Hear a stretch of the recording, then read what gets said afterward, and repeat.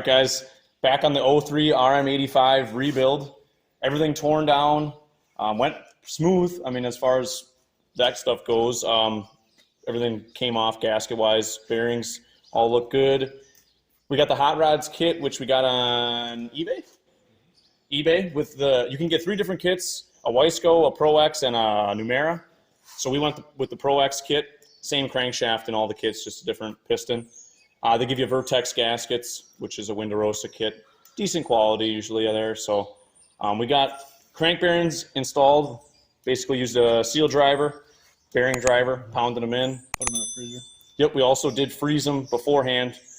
Makes it a little easier on install. I don't think we had to hammer all that hard. No, they weren't very smooth. Hammer them all the way till they bottom out. We put oil on everything. The transmission, guys, we just got done setting that in. One rule of thumb, if you're taking these apart, take it apart as one assembly. If you take them out individually, you got less, or if you take them out individually, you got more to do when you put it back together because all the forks are going to be out of the slots. So we got everything back in, spinning real nice.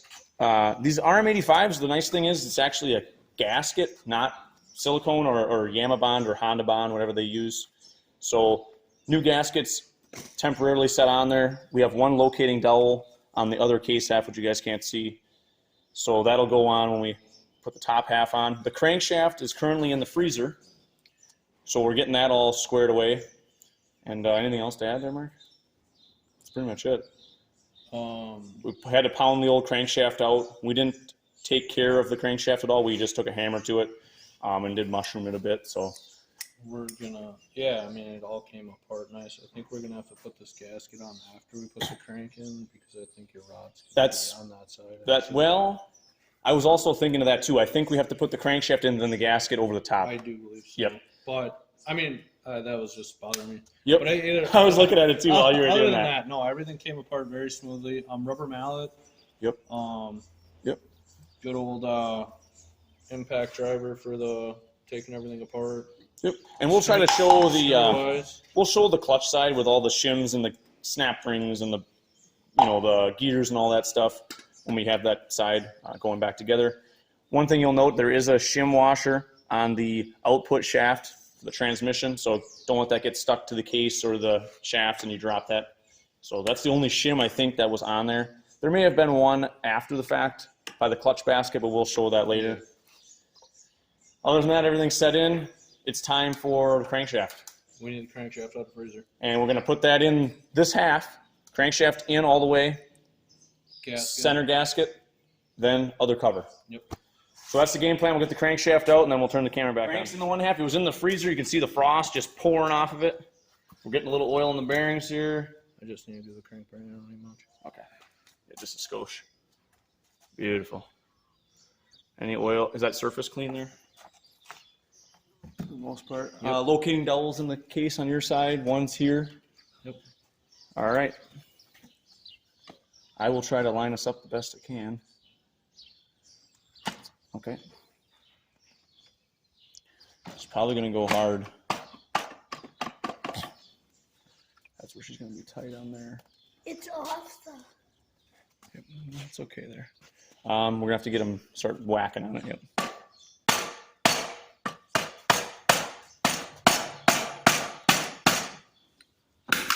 Oh.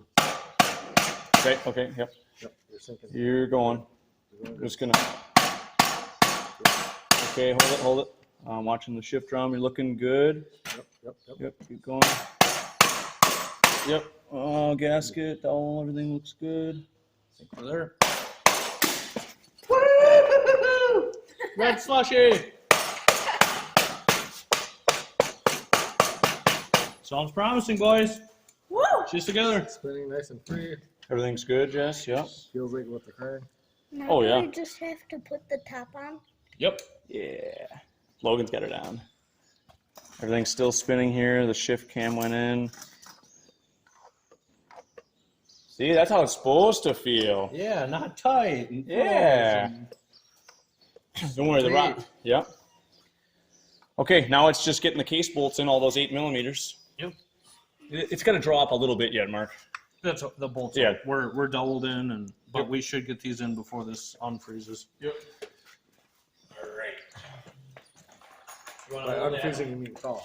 Or unfrog. Before it freezes, he Before says. it frogs. I think this was this one, right? Before frogs thing. Pretty sure it was this guy. And we got the little. Shorties are gonna be wrong. Get that in there. Oh yeah, dude. Perfect. Yep. This is gonna be a short.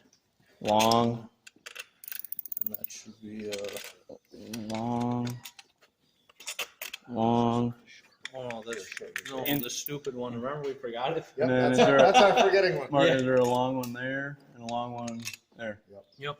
Get the zip gun. I got it over here. Oh, it's right here. And then little Logan's got the socket.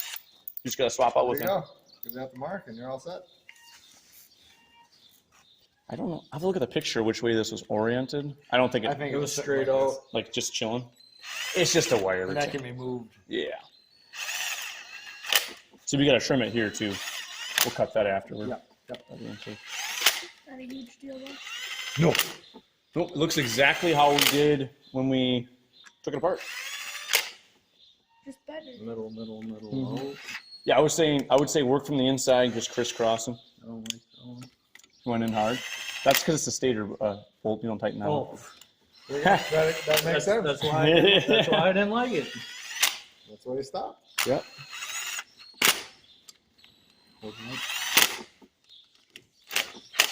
It's drawing up real nice.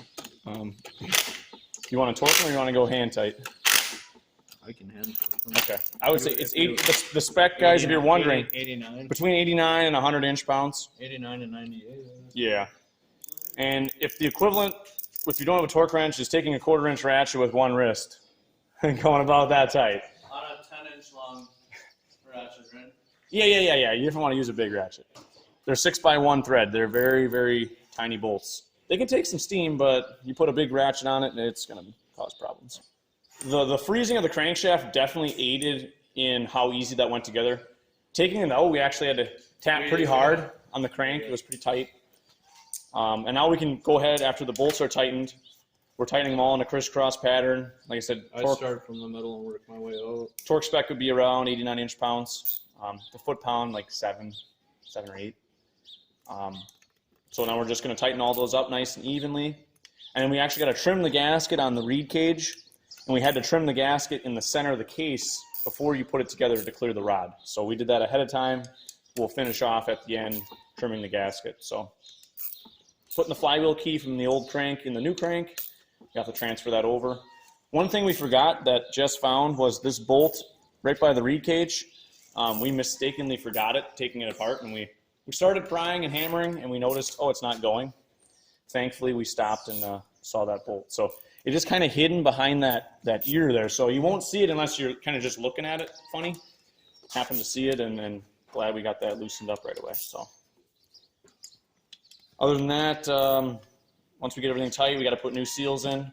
All the seals are able to be driven in externally, so that's why we put together the case and all that first. And we did check and make sure everything turned, and it does. So that's good. You always want to check and make sure the crankshaft's free after you press something together like that. A good rule of thumb too is to take a mallet and whack on each end of the crank back and forth. That seats the bearing in a happy place in case the bearing gets a little cockeyed on the inner race of it.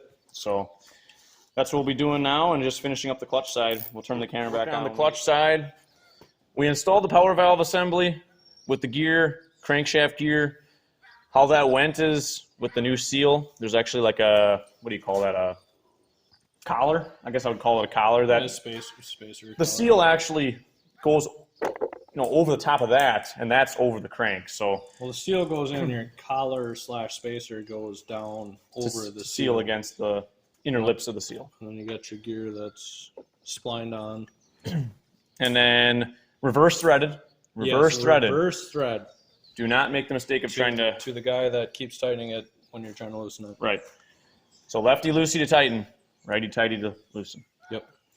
Now we're working on, well, we installed the shift, or the Kickstarter. Yep. Which is basically a spring. Get you guys in there. Spring hole. Spring hole. There. Yep. And then your pull will actually be about straight that way. Yep. And you gotta wind it. It would be counterclockwise if you were staring at it from looking over the clutch side. Be winding it backwards. Getting the ear behind the boss on the case. There's a 2-piece little mechanism plate here. The first piece has to go over the case where the kicker is going to go against. Yeah, so it doesn't wear a hole through your case. And then this is the locking tab over the top. Yep. 10mm head, you know, shop tight on that. Don't go over tightening that. Now we're working on putting the shift star, I call it, on the shift drum. So if you look in here, I'll get that out of camera. There is a slot, and over there is a little peg on the shift drum. So that it'll only go one way, and you can see it's locked in there. Now we're going to put the retaining bolt, which has a big, long, you know, shoulder on it, where that's going to all pilot in the actual shifting mechanism with the little spring pawls. That is controlled by your foot shift. Continuing on with our rebuild here, clutch side, we got the shift pawl mechanism in place, stuff like that. Kickstarter's on.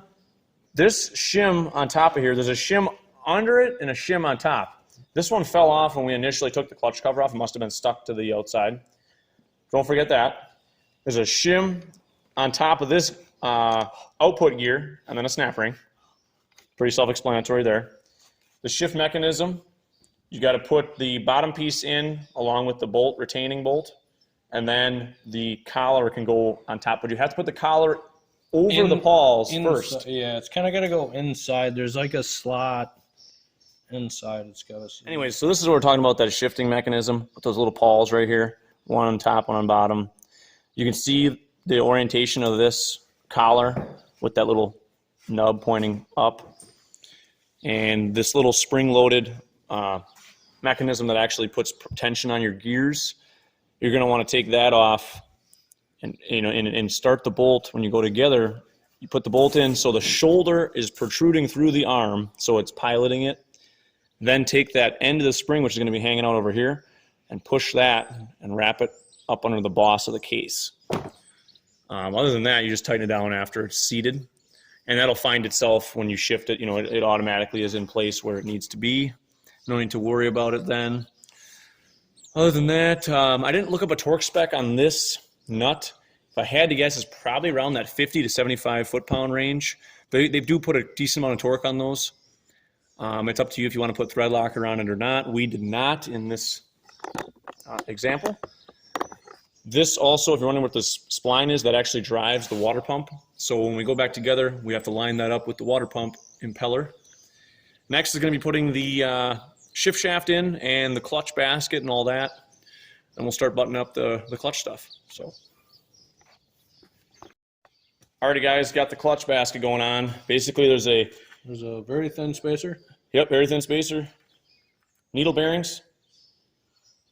Make sure they're well oiled, obviously. The basket, bare basket has to go on and snap down and seat on the gears. You'll see everything moving. Yep. And then very obvious spacer there with teeth. Plate. And now clutch, sir. We'll do, I think all these are straights, so it don't really matter which. So you got clutch, plate. Yeah. So it goes friction, steel, friction plate, steel plate. Sometimes I've had clutch steels that actually have a little nub on them. And what I'll do is I'll alternate them every, what is that, 30 degrees or so, all the way around. Yep. Some plates like these, they're completely round, and they've already been used. It's not going to be a nightmare. It's not going to hurt anything the way we're doing it. But if they're new clutch, and it has little tabs for balancing, if you offset them like that, that will be good. Yeah. And I guess, mind you, if you're putting in a new clutch, soak everything in oil for. Yep. I would say minimum a couple hours before you do it, but it'd be nice to let it sit overnight in oil. It would be just just to get them all soaked up, and before you put it together, it kind of gives them a nice lubrication. So that is the clutch pack. On top of there is that locking washer that pilots over one of the grooves in the inner clutch basket, I would call it. What we'll do there is tighten that up, and then we'll bend the ears of the locking washer back over.